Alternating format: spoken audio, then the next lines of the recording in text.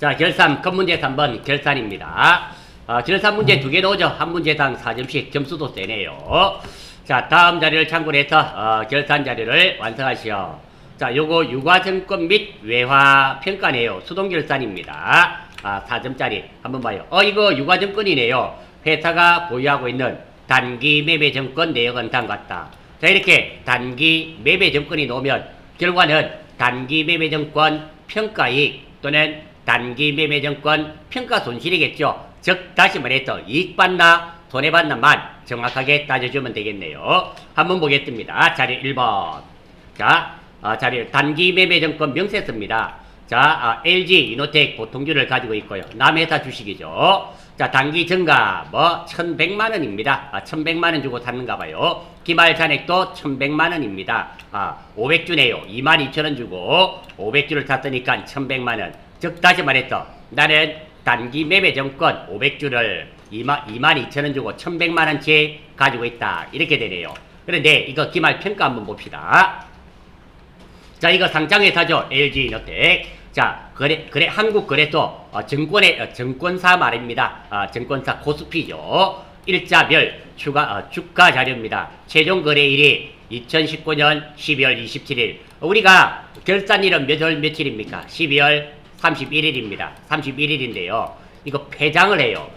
폐장을 하는데 보통 12월 한 27일이나 28일 정도 되면 폐장을 합니다. 문을 닫아버려요. 그랬다가 1월 1일 날 개장을 또 하죠. 이렇게 됩니다. 아무튼 12월 27일 날 가격이 나왔네요. 자, 주식 상황이 나왔습니다. 잘 됐네요. 여러분들은 주식하지 마세요. 주식에서 득볼 거 없어요.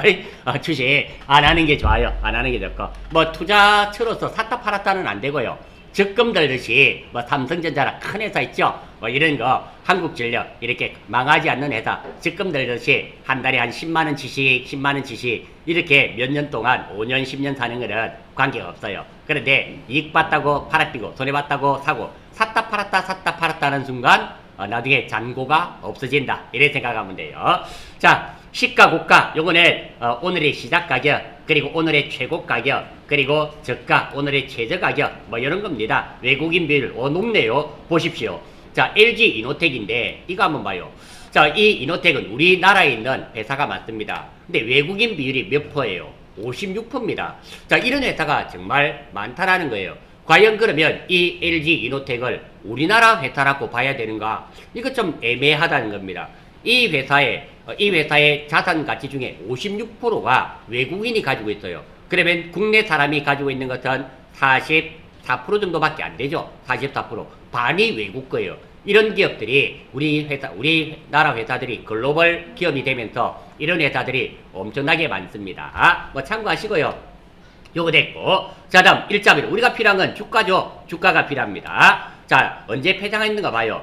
요거 9월 2019년 12월 21일 날 요렇고요. 그리고 여기가 2019년 12월 27일 폐장날이네요. 이 주가를 봐야 되겠습니다. 최종 거래일이 12월 27일 날 이때까지만 주식이 거래지고요.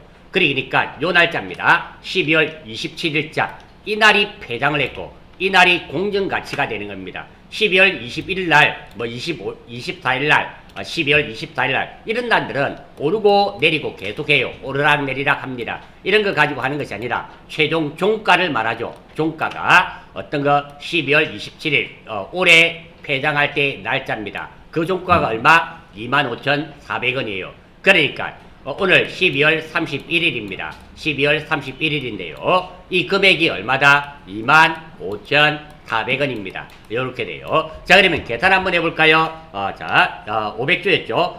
25,400원, 25,400원 곱하기 몇 주? 500주는 1,270만원이네요. 내가 살 때는 얼마 주고 샀나? 빼봅니다. 1,100만원 빼기 합니다. 뺐더니 170만원 이익 받네요. 자, 한번 보겠습니다. 다시 한번 정리하겠어요. 자, 오늘 종가를 가지고 25,400원 곱하기 몇 주 했습니까? 500주를 했습니다. 500주를 하니까 다시 한번 내볼게요. 25,400원, 25,400원 곱하기 500주입니다. 500주 했더니 요 금액이 1,270만원입니다. 70만원. 이렇게 되네요.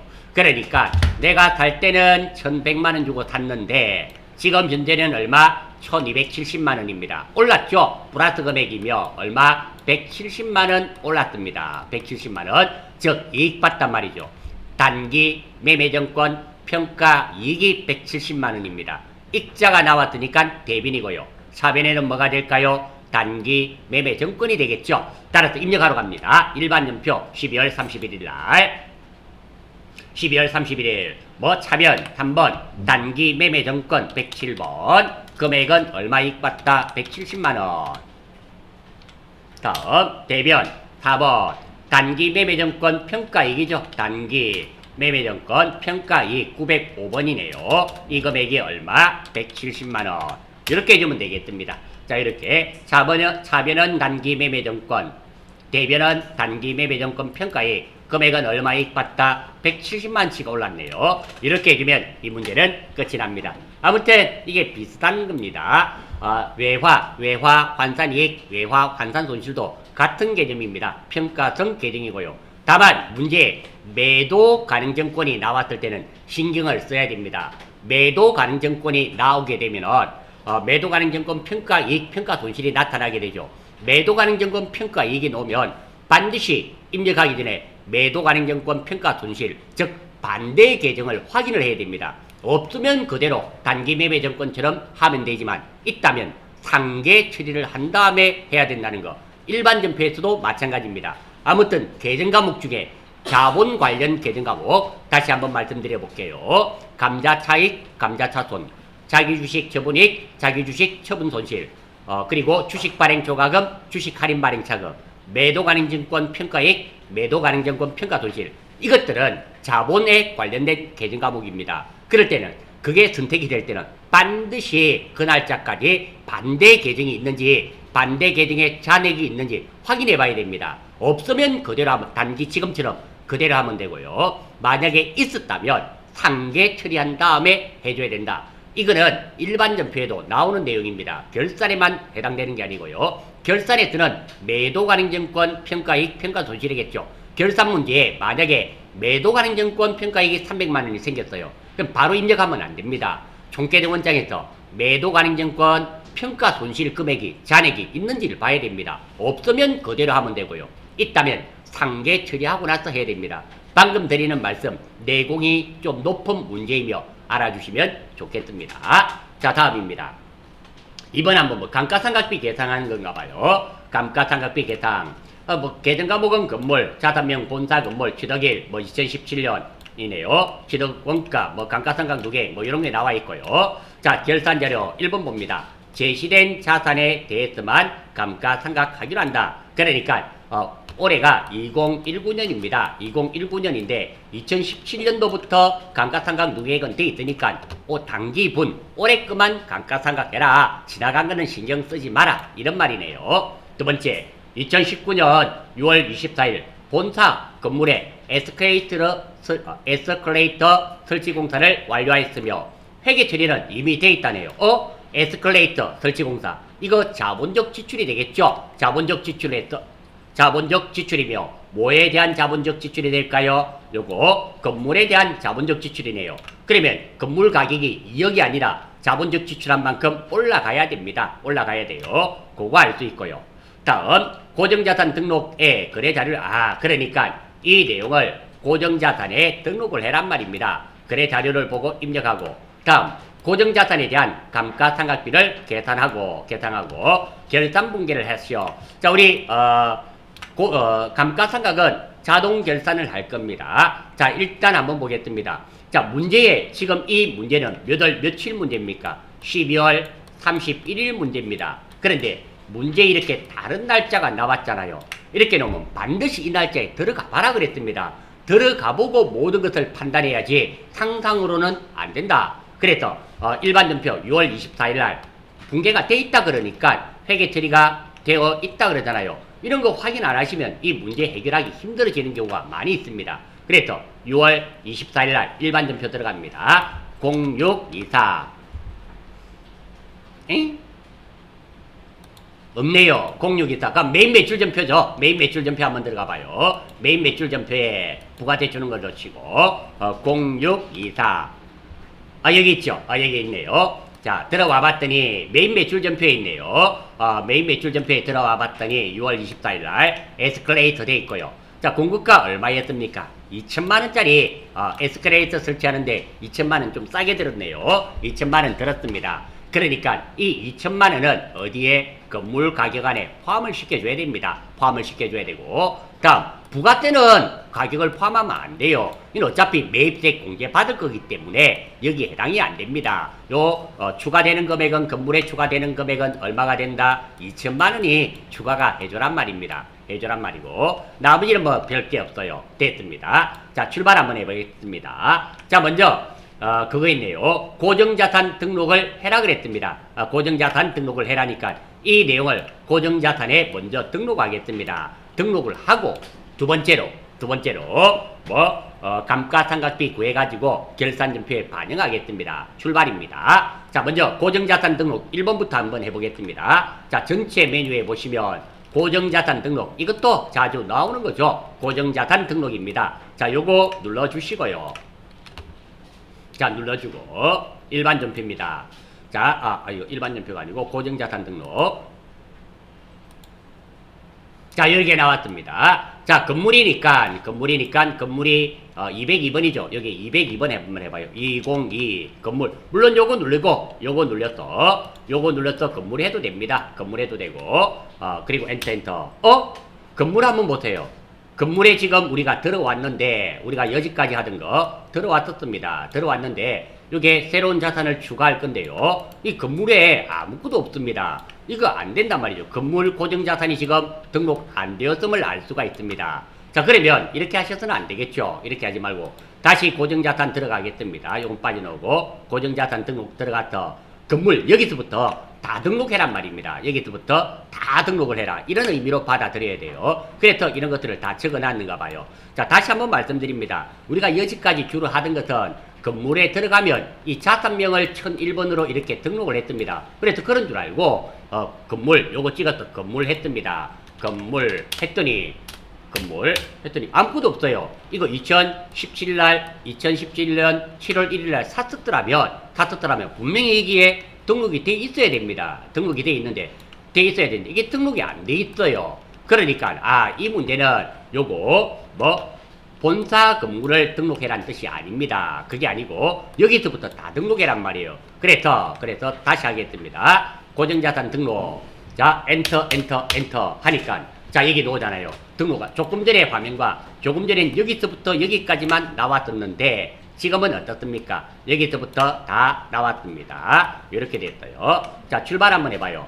자, 먼저 계정과목은 건물에 등록됩니다. 그래도 이렇게 다 나와 있어요. 계정과목은 건물, FE 건물. 자, 건물 엔터. 자, 그랬더니 이렇게 건물이 됩니다.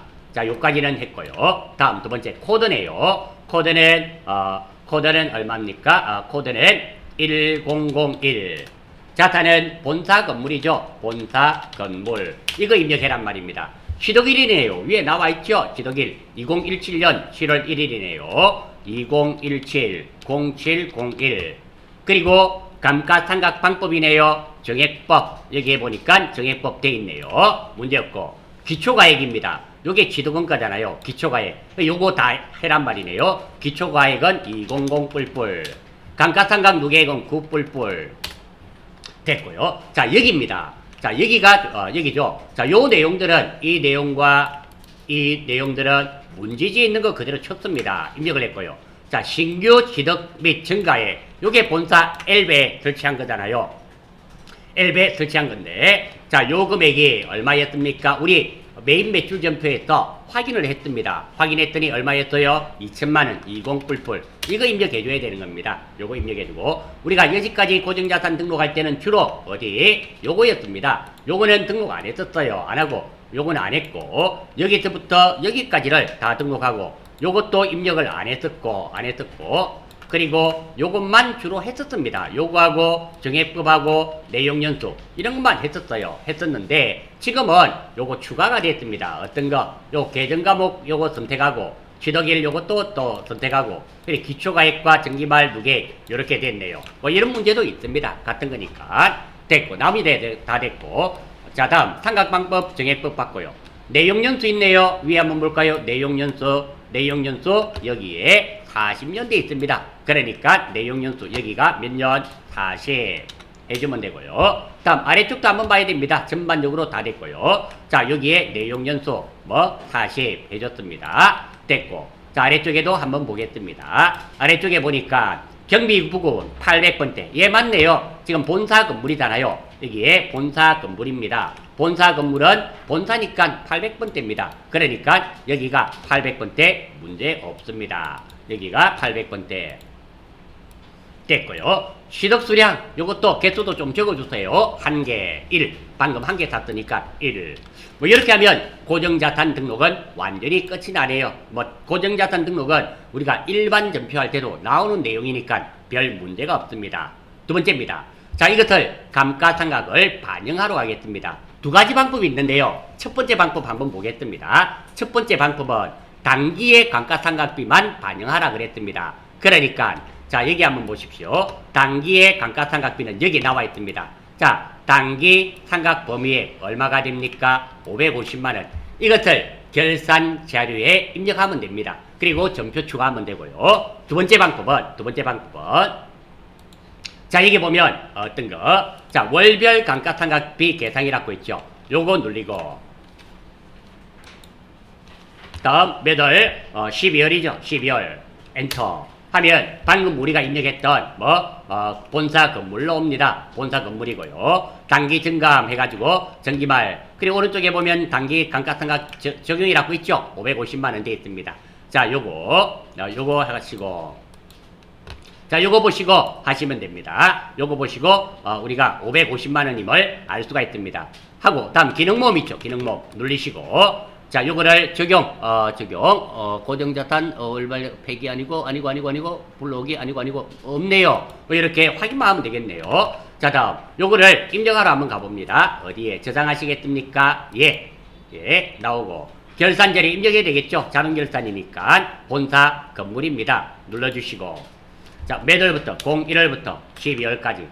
자, 여기에서 우리가 여기까지 하던 대로 한다면 건물 찾으시면 됩니다. 일반 감가상각비죠. 건물 여기 있네요. 일반 건물 감가상각비 여기가 얼마가 됩니까? 550만원 5500불 이렇게 하시면 됩니다. 여기에 건물에 대한 감가상각비 당기분 550만원 이렇게 하시면 되고요. 자, 요걸 한번 지워버릴게요. 0으로 바꿔버릴게요. 550만원 0으로 바꿔버리고 또는 어떻게 여기 보시면 기능모음이라고 있죠. 눌러주시고 감가상각 반영이라고 있습니다. 눌러주시고 자, 그러면 이렇게 나와 있습니다. 결산의 반영 눌러주시고 예, 이렇게 하면 돼요. 자, 여기 과정이 조금 길었죠. 다시 한번 볼게요. 천천히 한번 해봅시다. 한 번 더 해보면 되니까 별거 없습니다. 첫 번째, 자, 우리 고정자산 등록입니다. 들어가요. 고정자산 등록. 자, 여기 엔터 했더니 건물. 자, 요거는 우리가 고정자산 등록했던 거 그대로입니다. 건물 입력했던 거 그대로고요. 나머지 거 이렇게 다 입력을 했습니다. 다 입력을 했고요. 이렇게 다 끝나고 나면은 고정자산 등록은 끝났습니다. 여기에서 어떻게 월별 감가상각비 계상이라고 있잖아요. 요거 한번 눌러주시고 매달 12월 엔터. 예, 이러면 우리가 했던 게 감가상각비가 반영이 됩니다. 이렇게 나타나요. 이렇게 나타납니다. 물론 여기 단기 나와 있죠. 오른쪽에 가시면 자, 여기 나와 있습니다. 요거 단기 감가상각 범위에 얼마? 건물에 대한 감가상각비가 550만원 이게 보입니다. 이렇게 되고요. 다음 두 번째입니다. 이거를 결산자료 갑니다. 결산자료 몇 월? 01월부터 12월까지. 아니요, 불러오지 마세요. 여기다가 우리 건물에 대한 감가상각비 계산하러 갈 겁니다. 자, 여기 보면 건물 찾아볼까요? 컨트롤 F 건물. 자, 찾아졌네요. 자, 여기다가 입력합니다. 특히 여기 조심하십시오. 건물이 하나만 있는 것이 아니라 건물이 두 개가 있죠. 여기에도 건물이 있지만 자, 다음 컨트롤 F 또 한번 찾아보겠습니다. 건물 찾기 찾아졌네요. 건물 찾기. 자, 여기네요. 건물 여기 보십시오. 여기에도 건물이 있어요. 근데 이 건물은 감가상각비가 아니죠. 조간법상 특별상각입니다. 의외로 여기에도 건물 아따 찾았다 해가지고 입력하는 사람도 있다라는 겁니다. 그래 나중에 채점해보면 이상하다 내가 생각했던 점수보다 낮게 나왔다 이러신 분도 있습니다. 칸을 정확하게 항목을 정확하게 찾아서 입력해야 됩니다. 그래서 요게 건물 여기죠. 자, 이게 경비가 되겠습니다. 일반 감가상각비. 여기가 얼마? 550만원으로 입력해도 되고요. 또는 기능모음입니다. 여기 보시면 기능모음이라고 있죠. 이 기능모음. 기능모음 이거 누르시면, 자, 여기 보시면 감가상각 반영이라고 있습니다. 이거 눌러달란 말이에요. 자, 눌러주시면 여기가 예. 하시면 나타납니다. 이렇게 나타나요. 건물에 대한 월별 감가상각비가 얼마? 550이고 결산 반영 금액도 얼마? 550 나옵니다. 그리고 뭐 결산 반영 이거 눌러주시면 돼요. 확인. 이러면 여기에 감가상각비가 550만 원 안 들어왔네요.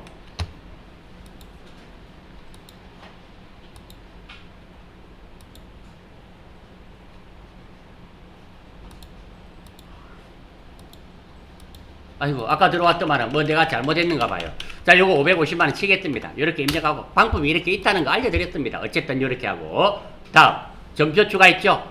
항상 결산 자료 입력할 때는 점표 추가 눌러주셔야 됩니다. 점표 추가 확인. 그리고 이 내용이 넘어왔는지 일반 점표 12월 31일 날 반드시 확인하셔야 됩니다. 혹시 안 되는 경우가 있을 수 있으니까 12월 31일 날 했을 때 이렇게 결차, 결대 이런 게 넘어와 있으면 얘는 정확하게 되어 있음을 알 수가 있습니다. 뭐 이름으로써 결산 문제는 마무리 짓는데요. 이번 결산은 이거네요. 어떤 거 결산에 고정자산 등록하는 이런 새로운 내용이 또 하나 있었네요. 한 번만 해보시면 아마 충분히 가능하시리라 생각됩니다. 자 다음입니다. 자 근로소득관리네요. 자 근로소득관리는 하기 전에 모든 창은 좀 닫아주시고 자 인사급여죠. 인사급여에서 지금부터 출발하게 됩니다. 인사급여 눌러놓고 출발하겠습니다. 주로 메뉴 한번 보십시오. 메뉴 우리가 사용하는 것이 요거 그 다음에 급여자료 이거 많이 사용하고 일용직 급여 사원 등록하고 이것도 가끔 나오죠. 이것도 가끔 나오고 그리고 연말정산 이거 뭐 요정도가 주로 이용이 됩니다. 요정도 알고요. 출발 한번 해볼게요. 자 근로소득관리 주민등록증에 의한 사원등록이네요. 김상경씨의 주민등록번입니다. 주민등록 등본입니다. 자 아래쪽으로 한번 내려가 볼까요? 요거는 뭐 그렇게 나중에 입력하면 될 거고 자 이게 보니까 장애인 증명서도 있고요. 장애인 증명서가 있고 자 자 요거는 먼저 이거부터 봐야 되겠습니다. 한번 보겠습니다. 다시 한번 봐요. 자 이거 제가 재활용하는 겁니다. 재활용하는 거. 왜? 여기 있으니까 자 요겁니다. 요거 자 다시 한번 보겠습니다. 자 인적 공개 사원 등록할 때 공개되니 안 되니 추가 공개되니 안 되니 그거 확인할 겁니다. 자 먼저 인적 공개가 되려면 뭐 직계 좀비 속 배우자와 형제 자매까지 됩니다. 그러니까 형수는 안 돼요. 형수는 형제가 아니지 않습니까? 그리고 재수씨 이런 사람은 안 됩니다. 재수씨는 내 동생의 와이프니까 동생은 되지만 뭐 재수씨는 안 된다라는 겁니다. 다음 소득 제한이 있습니다. 소득 제한은 100만원 소득 금액이 100만원 이하이어야 됩니다. 자 여기서 무엇과 무엇은 분리과세된다 그랬습니까? 복권당 천금 그죠? 복권당 천금 기타 소득은 분리과세됩니다. 자 다음 나이 제한 있죠? 20세 이하 60세 이상 단 배우자와 장애인은 나이 제한이 없습니다. 나이 제한이 없어요. 그리고 배우자와 직계 비속은 그러니까 배우자와 애들은 항상 생계를 같이 하는 걸로 본다. 그리고 추가 공제입니다. 추가 공제가 되려면 여기서부터 여기까지 되려면 반드시 기본 공제가 되어야 됩니다. 즉 요 안에 들어야 된단 말이에요. 요 안에 드는 사람이 요 안에 들어야지만 요런 것들도 되는 겁니다. 여기에 안 들어버리면 이 신경 쓸 필요가 없다라는 겁니다. 자 보겠습니다. 자 먼저 경로 우대 공제는 70세 이상이면 경로 우대 공제해 줍니다. 장애인 공제해 줍니다. 장애인은 장애인 공제를 하는데요. 자 이 장애인의 범주 안에는 항상 치료를 요하는 중증질환자도 포함이 됩니다. 이분도 장애인으로 되는 겁니다. 그리고 한부모 공제 배우자가 없으며 기본공제 부양가족이 있는 사람, 한부모 공제, 즉 다시 말해서 혼자 애 키우는 사람들 있지 않습니까? 다음 부녀자 공제. 자, 종합소득금액이 3천만 원 이하이면서 배우자 소득 관계없습니다. 있으면 부녀자 공제가 되고, 아니면 3천만 원 이하이면서 기본공제 대상 부양가족이 있는 세대주, 조건이 좀 까다롭죠. 50만 원밖에 안 되는데 어쨌든 이렇습니다. 다음 자녀 세액 공제가 있습니다. 7세 이상, 20세 이하, 20세 이하 이 사람들은 자녀 세액 공제가 됩니다. 다만 7세 미만이라 하더라도 취약아동도 됩니다. 다음 출산 입양 세액 공제, 첫째 30만 원, 둘째 50만 원, 셋째 70만 원. 자, 이 초록색으로 된 거, 이는 반드시 이거 할 때 꿰고 계셔야 됩니다. 이거 모르시고 우리가 뭐 원천징수 한다는 거 있을 수 없는 겁니다. 다음입니다. 자, 부양가족 명세서 입력할 때 유의할 점이 있습니다. 유의할 점 보겠습니다. 이런 것들 입력할 때 잘 보시란 말입니다. 잘 틀려요. 첫 번째, 자녀가 있을 시 배우자가 있는지 확인해야 됩니다. 왜? 한부모 공제에서 실수가 많습니다. 이 남 이야기 아닙니다. 어쨌든 이게 본인이 있고 자식이 있어요. 그러면 배우자가 있는지 반드시 확인해야 됩니다. 한부모 공제 되는데 이게 배우자가 없는 경우가 배우자가 체크 안 되는 경우가 있습니다. 그거 알아주시고요. 이게 한부모 공제 있죠? 배우자가 없으며 기본공제 대상이 있는 부양가족은 한부모가 공제가 되거든요. 그래서 그렇습니다. 1번 실수 많습니다. 두 번째, 복권 당첨금과 일용 근로소득이 있는지를 확인해야 됩니다. 왜? 복권 당첨금이 700이다. 이러면 이는 분리가 됩니다. 그렇기 때문에 도덕이 없는 걸로 보면 됩니다. 요거 실수 많이 합니다. 세 번째, 외국 거주인지 확인합니다. 자, 직계 존속이 질병 치료의 목적이 아니면서 외국에 거주하면은 기본공제가 안 됩니다. 다만 직계 비속은 외국에 거주해도 기본공제 대상이 됩니다. 요 세 가지가 우리가 부양가족 등록할 때 좀 실수가 많은 겁니다. 신경을 쓰시고 하셔야. 첫 번째, 이 내용은 아셔야 됩니다. 이 내용 자체를 모르면 입력이 불가능합니다. 두 번째, 이 내용은 이제 알았어요. 그리고 노란색으로 적어놓은 이것들이 실수가 자주 있는 것들입니다. 이것들은 신경을 많이 쓰셔야 됩니다. 출발하겠습니다. 자, 이렇게 보고 자료 한번 보겠습니다. 자, 사무직 김상경 씨의 주민등록표네요. 부양가족은 김상경과 생계를 같이 합니다. 뭐 요거 가지고는 큰 거 없고요. 배우자 황수정과 2019년 12월 31일 협의이혼을 했네요. 자, 이거는 법으로 따집니다. 자, 우리는 소득세법에서는 지속주의입니다. 지속주의. 그러니까 지속주의가 무엇이냐면 12월 31일 현재 상황입니다. 자, 이 사람은 한번 보세요. 12월 달은 12월 31일까지가 있는데요. 12월 30일 날 이혼을 했습니다. 법으로 남이 되어버렸습니다. 그러면 이 사람은 내 배우자가 아닙니다. 왜? 12월 31일 현재 나는 부인이 있나요? 없나요? 없는 겁니다. 그러니까 이 사람은 부양가족 공제가 되지 않습니다. 황수정이는 안 된다는 거 알 수 있습니다. 역도 성립합니다. 내가 오늘 12월 31일인데요. 오늘 혼인신고를 했습니다. 그러면 그 사람은 되는 사람입니다. 왜? 12월 31일 현재 혼인 지속이 되고 있기 때문입니다. 다만 이런 건 안 됩니다. 이런 사람은 됩니다. 자, 12월 31일인데요. 12월 31일. 자, 요거 이혼 소송이나 이런 거 있잖아요. 이혼 소송이나 이혼 숙려 기간 또 뭡니까? 하여튼 요게 이혼 조정 기간 이런 거 있어요. 그런 경우는 아직 법으로 이혼이 안 됐습니다. 그러니까 그런 사람은 공제가 되는 사람입니다. 아무튼 지속주의가 바로 그런 거예요. 12월 31일 날 현재의 상황을 가지고 합니다. 다만 예외가 있습니다. 사망은 1월 달에 사망하든지 5월 달에 사망하든지 지속주의가 아닙니다. 당일 것까지는 해줍니다. 나머지 것들은 다들 오늘 현재의 상황을 가지고 따진다는 거. 따라서 2번 배우자는 안 되는 사람입니다. 자, 그러면 배우자는 공제가 안 되니까 잘 생각해 보세요. 이 사람 김상경은 뭡니까? 자식이 있다면 이 자식이 기본공제가 된다면 뭐가 될까요? 한부모 공제가 된단 말입니다. 이런 거를 잘 놓칩니다. 꼭 기억하세요. 다음입니다. 엄마네요. 황지수 치매네요. 중증 환자입니다. 장애인에 해당되겠죠. 장애인에 해당됨을 알 수 있고 소득세법에 따라 원천 징수된 이자 소득 600만 원과 배당 소득 1,300만 원이 있다. 자, 일단 엄마 한번 보겠습니다. 엄마. 홍지숙 씨는 첫 번째 중증 환자입니다. 엄마니까 아마 나이는 통과됐을 겁니다. 나중에 나이 한번 보겠습니다. 다음. 자, 문제가 있습니다. 어떤 거 소득을 봐야 됩니다. 이자 소득과 이자 소득 얼마? 600만 원. 배당 소득 1,300만 원. 자, 이자 소득과 배당 소득을 합산해서 2천만 원까지입니다.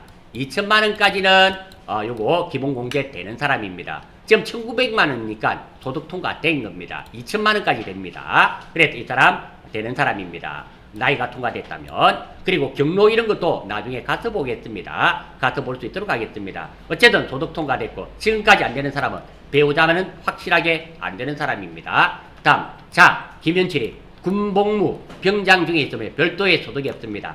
자, 이 사람 소득이 없으니까 소득 제한 안 걸렸습니다. 나이만 확인하면 되겠습니다. 그런데 병장 되려면 이거 분명히 20살 아마 넘었을 겁니다. 보편적으로 병장 정도 되면 여기에 나이가 좀 되죠. 됩니다. 어쨌든 나이만 통과되면 됩니다. 다음 자식 한번 보겠습니다. 김유민이 AT 실무 경진대회. 진짜로 AT 실무 경진대회 이런 거 있습니다. 대상을 받고 상금 100만 원을 받았다. 자, 이 100만 원입니다. 이 100만 원은 기타 소득입니다. 자, 기타 소득은 100만 원이 있다 쳐요. 기타 소득이 100만 원이 생겼습니다. 그러면 이 100만 원을 벌기 위해서 돈이 들었습니다. 그것을 필요 경비라 그래요. 필요 경비율이 60%입니다. 그러니까 100만 원에 60% 하면 얼마? 60만 원입니다. 60만 원이 필요를 한 거예요. 그래서 이 사람 기타 소득이 100만 원이라면 이 김유민이의 실지 소득은 얼마가 되는가 하면 100만 원에서 뺍니다. 어떤 거? 필요경비 60만 원을 빼줘요. 필요경비 60만 원을 뺍니다. 빼기 60만 원 해서 이 사람은 김유민은 소득 금액이 얼마다? 40만 원입니다. 따라서 김유민에는 100만 원이 안 되는 것이기 때문에 이 사람은 공제되는 사람입니다. 공제되는 사람. 나이만 통과되면 아들 둘이. 다음 동생 김명은 이 사람은 안 됩니다. 총급여는 얼마까지 된다 그랬습니까? 500만 원까지. 급여는 500만 원 이하면 되는데 1,500이니까 나이도 볼 필요 없습니다. 소득 제한에서 완전히 걸려버렸습니다. 자, 이렇게 되네요. 자, 요 내용을 알고 자 한번 보겠습니다. 하나씩 볼 수 있도록 해요. 화면을 좀 왔다 갔다 하면서 봐야 되겠습니다. 요거 위에 있는 거 주민등록표가 있으니까 자 한번 볼게요. 자, 먼저 요 사람부터 부양가족 요 사람은 됐고요. 배우자 안 되는 사람입니다. 배우자 황수정입니다. 황수정이 요거 황수정이 없는데요.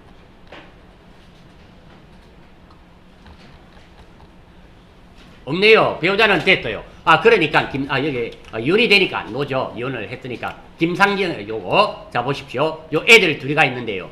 얘 둘이가 만약에 기본 공제가 된다면 한부모 공제도 된단 말입니다. 이해가 되시죠? 자, 됐고 다음 요 사람은 됐고 다음 두 번째입니다. 두 번째 1번은 끝났고요. 2번 됐고 엄마 홍지숙 씨는 소득 통과됐습니다. 그리고 장애인이었습니다. 홍지숙 갑니다. 홍지숙 엄마 이 사람입니다. 입력하러 가겠습니다. 자, 메뉴에 가서 자 사원 등록이죠. 여기에 사원 등록에서 등록합니다. 자, 나왔네요. 자, 여기서 하나씩 봅시다. 홍지숙 씨네요. 자, 홍지숙 자 김상경 씨니까 요 김상경 씨 이 사람 선택해 주시고, 그리고 부양가족 등록하는 거는 여기 있습니다. 여기에 본인은 됐으니까 신경 끄고요. 자, 다음 여기 하나 홍지숙 씨 여기 찍어 주시고, 자 이게 본인 F2 한번 해볼까요? F2. 자, 본인의 소득자의 직계 존속이죠. 소득자의 직계 존속 코드 칠 때는 항상 F입니다. 확인. 자, 됐고요. 자, 이 사람은 나이 한번 볼까요? 주민번호 한번 봅시다. 2019 빼기 2019 빼기 1942는 77살이네요. 이거 그 사람도 됩니다. 뭡니까? 경로대 됩니다. 됐고요. 60세 이상 됐습니다. 60세 이상 선택됐고요. 다음 경로 선택돼야 되겠죠. 경로고 이 사람 또 장애인이었습니다. 장애인인데 이게 법정 장애인이 아니고 중증 질환자였습니다. 자, 요거 체크해 주시고 1 하면 됩니다. 자, 1 해주시고 다음 장애입니다. 자, 여기 한번 보세요. 장애인은 이렇게 선택을 하면은 여기 있네요. 장애인 복지법에 따른 장애인. 왜? 요거. 이 장애인은 장애인 수첩이 있죠. 장애인증이 있습니다. 그런 사람이고. 다음 여기 있죠. 항시 치료를 위한 중증 질환자. 그리고 국가 유공자 등 근로 능력이 없는 자도 여기에 해당이 됩니다. 장애가 해당이 돼요. 지금은 몇 번이 됩니까? 항시 치료를 요하는 중증 환자라고 문제에서 제시를 해줬습니다. 이거 1번 하면 안 됩니다. 1번 하면 빵점입니다. 자, 요거 3번. 빵점은 아니겠죠. 아무튼 3번이 이게 맞습니다. 요거 하단에 있는 참고사항을 보시면서 입력하실 수 있도록 하세요. 자, 다음. 됐고. 이름. 이제부터 이름하고 주민번호 치면 됩니다. 홍지숙이었죠. 홍지숙. 그리고 내국인이며 420 110 2919 386 예, 됐습니다. 엄마 됐고요. 다음 김현철이 한번 봐요. 현철이가 병장이었죠. 병장이었습니다. 한번 보겠습니다. 2019 빼기 1996이네요. 1996는 얘는 23살이네요. 자, 연도 빼기 연도입니다. 23살로서 이거 김현철이는 얘는 안 되는 사람입니다. 왜? 나이가 20세 이하이어야 되는데 얘는 나이가 23살입니다. 그래서 얘는 안 되는 애입니다. 안 되더라도 입력은 해야 됩니다. 김현철 입력하러 갑니다. 자, 요거 F2 직계 비속이죠. 직계 비속 4번이 직계 비속입니다. 요거는 충분히 찾으실 수 있을 겁니다. 직계 비속 확인. 자, 요거는 부입니다. 1번 부. 공개 안 되는 사람은 부가 되겠죠. 부. 됐고요. 나머지 넣고 그대로 입력하면 됩니다. 김현철이. 그리고 내국인 주민번호 961001 129948 뭐 이렇게 해주면 되고요. 다음 주민번호 틀렸나요? 빨갛네요. 다시 한번 볼까요? 96101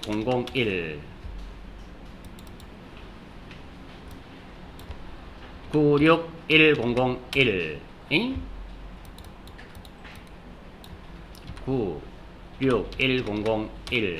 1299 482 예, 됐네요. 자, 이게 제가 주민번호를 입력하면서 잘못 썼는가 봐요. 빨갛게 놓으면 주민번호가 틀렸단 말이죠. 자, 다음 두 번째입니다. 요거 됐고. 자, 직계비속 요거 됐고. 다음 김유민입니다. 김유민이는 요거 6살이네요. 6살. 김유민이는 좀 신경 써야 되겠습니다. 자, 김유민이는 6세입니다. 6세라는 거 알아주시고요. 그리고 김유민이 다시 한번 볼까요? 6세. 아니네요. 김유민은 1년이니까 6세 아니죠. 다시 한번 볼까요? 01이면 2001년이죠. 2019 빼기 2001은 18세네요. 18세. 18살입니다. 그러면 18살이니까 얘는 그거 됩니다. 이게 되는 거네요. 18살이면 자, 도덕이 없었습니다. 도덕이 없었고 추가 공개되는 게 있습니다. 어떤 거? 자녀입니다. 자녀 이게 된다라는 거예요. 자녀 공개는 몇 살? 7살 넘고 7살 넘고 몇 살? 20살 이하는 자녀 공개가 됩니다. 자, 요겁니다. 자, 요거죠. 자녀 세액 공개. 7세 이상 기본 공개 대상자가 7세 이상 그리고 20대 이하 그리고 7세 미만은 취약아동은 됩니다. 그러니까 자녀 세액 공개가 된단 말입니다. 자, 그거 알아주시고요. 한번 보겠습니다. 자, 요거 좀 신경을 쓰셔야 돼요. 어렵지는 않습니다. 김유민이. 자, F2 소득자의 직계비소 별 문제 없고요. 확인. 자, 얘는 20대 이하 별 문제 없습니다. 자, 얘는 장애는 아니고 뭐가 된다? 자녀가 됩니다. 자녀가 되니까 자녀 1번. 자, 그리고 또 하나 더 있습니다. 자, 여기서 제가 한번 보여드릴게요. 어떤 거? 자, 이거. 자, 이 사람은 이혼을 했습니다. 자, 이겁니다. 자, 부양가족 명세시 주의해야 할 사항, 이거 잘 보세요. 등록시 유의할 점. 자녀가 있을 시 배우자가 있는지 확인을 해야 됩니다. 왜? 한부모 공개에서 실수가 많습니다. 지금 이혼했기 때문에 얘는 한부모 공개에 해당됩니다. 기본 공개에 해당이 되니까 그러니까 요게 되겠죠. 한부모 있잖아요. 요것도 해당이 된다라는 겁니다. 왜? 이혼했잖아요. 그리고 얘는 기본 공개 되는 애입니다. 얘가 그래서 한부모 공개 여기도 체크가 돼야 됩니다.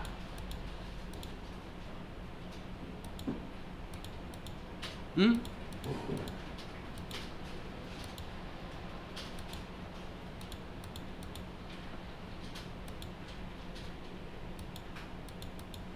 이건 좀 이따가 안 봐요. 왜 그렇지? 자, 다음. 요거 이름 치시고요. 다음 요거 주민번호는 입력했다 치겠습니다. 입력했다 치고. 자, 다음. 김미영이네요. 김미영이는 조금 전에 돈이 많았죠. 급여가 1,500인가 있었습니다. 안 됐고. 나이도 보니까 안 되네요. 뭐 장인이 아니니까 다 됐습니다. 자, 이것도 마찬가지입니다. 형제잖아요. F2. 자, 여기 보시면 형제 자매 6번입니다. 6번 선택하시고 확인. 자, 이래가지고 나머지 거 요거 부 해주면 되겠네요. 부. 형제 자매고.